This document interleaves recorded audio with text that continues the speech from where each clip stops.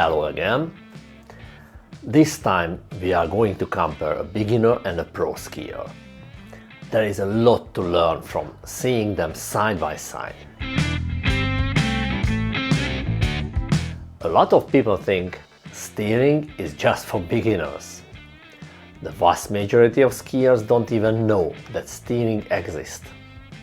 They either ski without steering or confuse it with skidding.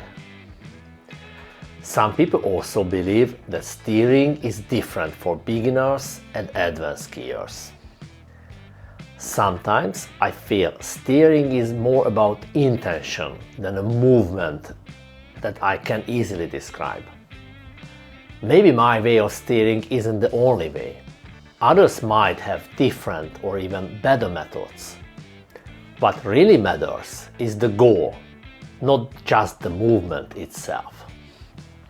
Steering means controlling your turn into the direction you want to go. The main difference is that skidding is sliding away from the center of the turn, while steering is moving toward it, a longer arc. So at any level, we should focus on turning with less sliding or braking and aim for the end of the turn we want. It's easier to spot steering when you compare different skill levels side by side. So I put two skiers together in one video. The lady in the video is on her second day of skiing. The day before we didn't use the lift, we just walked up the slope. One turn to the left, one turn to the right, and up again. Once she could do a few good turns on each side, we linked 2 turns, then 4, and only then used the lift. She spent about 4 hours practicing on the first day. I filmed this run the next day. It was probably her second or third run on the big slope. The other skiers is me. Even though I describe her skiing, the same things apply to mine.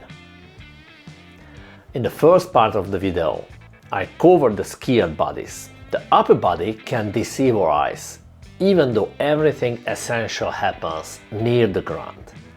By hiding the body, we can focus more on how the skis interact with the snow. You can see that both skiers follow the arc and move toward the new direction without sliding away from the center of the turn. Their skis change their direction smoothly and evenly throughout the turn. If I pause the video here and try to guess where her turn ends, I would say it's about here. But in reality, she finishes each turn higher up the slope than I would expect, which means she steers her skis into a shorter radius. I marked on the snow where her turn ends. She keeps pointing the tips of her skis in the direction she wants to go and adjusts the stance angle of her skis as she moves. If you pause the video, you will see that the ski stance angle for both skiers actually matches the next phase of the turn, not the current moment. They set the ski stance angle a moment ahead of time. How does she manage this? She changes the ski stance angle with her feet and lower legs.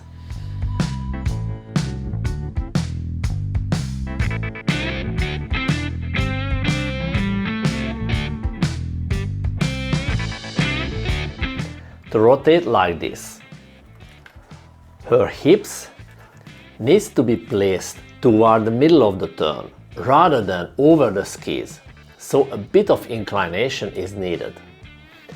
So the sequence is to incline first, setting the edge angle, then steer. The initial inclination can be real, and she demonstrates that even a beginner with just 5 hours of practice can do it. But if you don't have enough speed, you can use a wedge position to create a fake inclination. A snowplow creates an inclination between the outside leg and the body center, but you won't feel off balance because the inside leg stays under the body.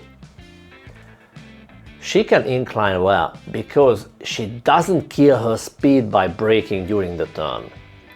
She lets the skis glide smoothly and controls her speed by finishing each turn properly.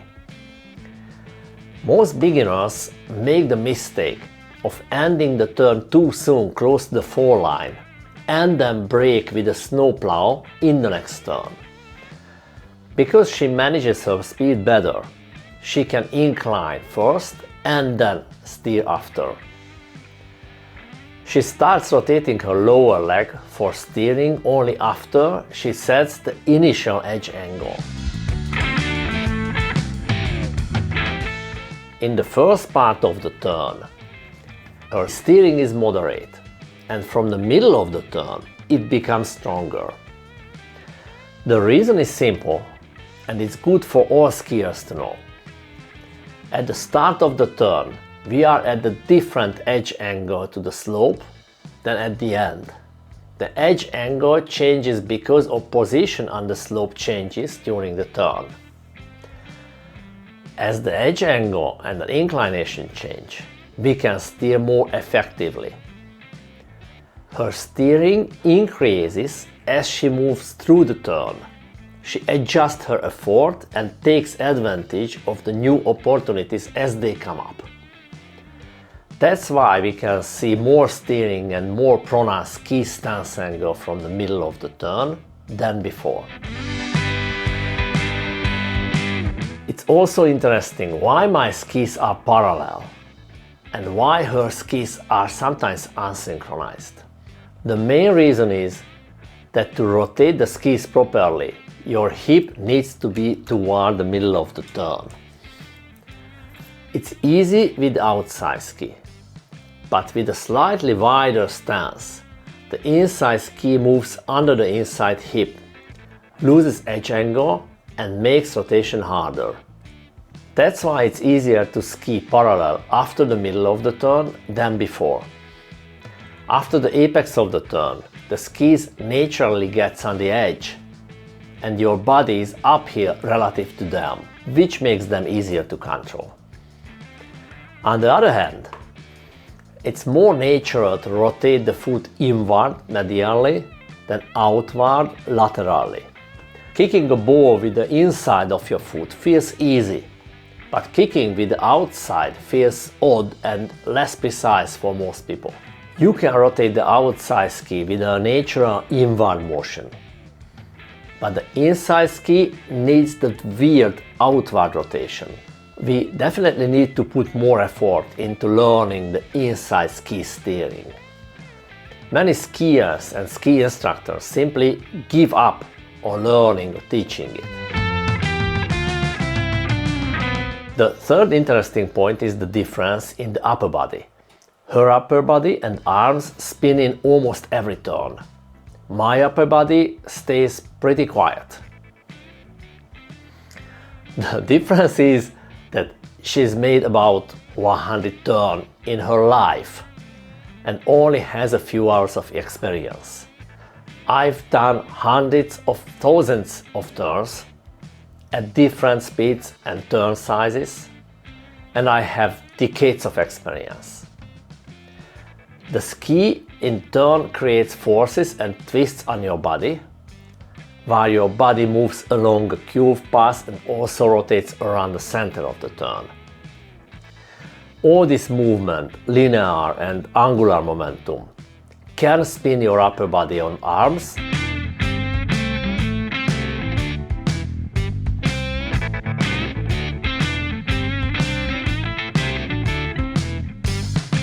unless you put your upper body in the right spot at the right time, where all those effects are neutralized. You have to keep anticipating and adjusting your position throughout the whole turn. This skill is called spatial orientation. Even a small mistake in timing or position can make your arms swing or your shoulders twist. They aren't posture mistakes. They are timing and spatial errors.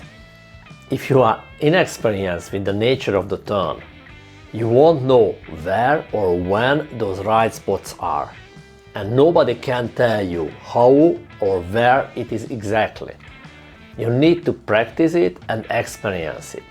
She can shape her turns well, so the best way for her to improve her posture is to do thousands of turns with the same nice shape to gain enough experience.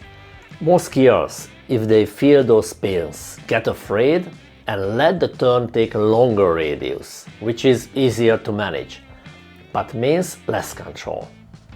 On the other hand, on the longer radius, you will never gain the experience of a short radius. In my opinion, the first and most important skill for a beginner is to learn the nature, timing and feel of a short radius turn. To sum up, I find it really helpful to see how key skiing skills show up in different types of skiing. Once you understand this, learning becomes much easier. Thank you for staying with us until the very end. You can support us with just a like, so that more people can see our videos. However, a super thanks also means direct financial support. To make sure you don't miss future videos, please subscribe and turn on the notifications. There are some great conversations developing under our videos, and I am trying to find the time to respond to the great questions and comments. See you around!